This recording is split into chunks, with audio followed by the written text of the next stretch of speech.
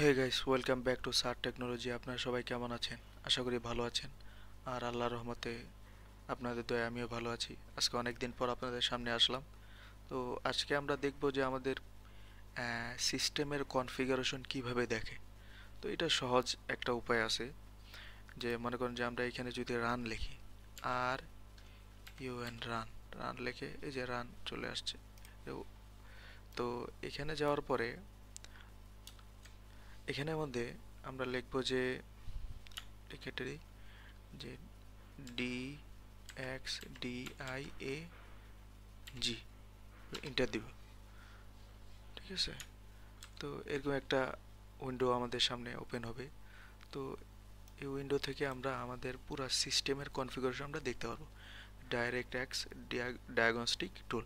তো এখানে সিস্টেম, তো এখানে দেওয়া আছে কারেন্ট ডেট টাইম, কি দেওয়া, আমি কি টাইম দিয়ে রাখছি এখানে সব দেওয়া থাকবে। এরপর কম্পিউটার, আমার কম্পিউটারের নাম কি, হ্যাঁ, অপারেটিং সিস্টেম কি, যেমন আপনার পিসির অপারেটিং সিস্টেমটা কি, উইন্ডোজ 10 না উইন্ডোজ 8 নাকি উইন্ডোজ 11, হ্যাঁ, যেমন আমার এখানে আছে উইন্ডোজ 10 প্রো 64 বিট, হ্যাঁ, এখানে দেওয়া আছে। এরপর আমার আপনার পিসির কি ল্যাঙ্গুয়েজ দিয়ে রাখছেন ওটা এখানে দেখতে পারবেন।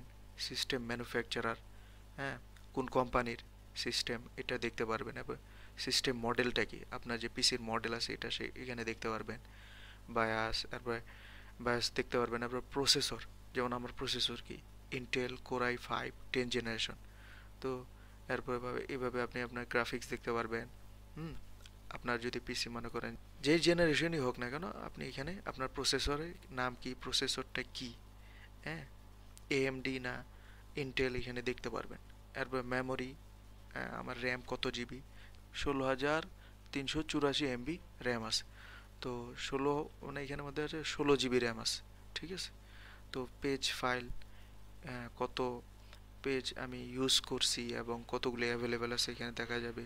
তো এরপরে যদি আমরা আবার নেক্সটে যাই, নেক্সটে গেলে দেখেন যে আপনার ডিসপ্লে, হ্যাঁ, ইন্টেল ইউএসডি গ্রাফিক্স, আমার গ্রাফিক্স কত, তারপর ইন্টেল কর্পোরেশন ম্যানুফ্যাকচারার, এরপর চিপ টাইপ কি, এরপর ডেক টাইপ, বা ডিভাইস টাইপ, হ্যাঁ, এখানের মধ্যে আপনি দেখতে পারবেন। আবার পরবর্তী পেজে গেলে যে আমার সাউন্ডের মধ্যে কি লাগানো আছে, আমার স্পিকারটা কি, এখানের মধ্যে আপনি সুন্দরভাবে দেখতে পারবেন। পরবর্তী আমার আউটপুট ইনপুট এখানে দেখতে পারবেন। হার্ডওয়্যার আইডি কি এখানে আপনি দেখতে পারবেন।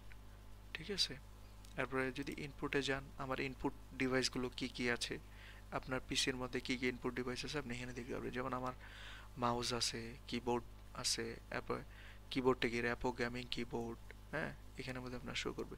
তো এইভাবে আপনি আপনার পিসির কনফিগারেশনটা খুব সহজে বের করে দেখতে পারেন।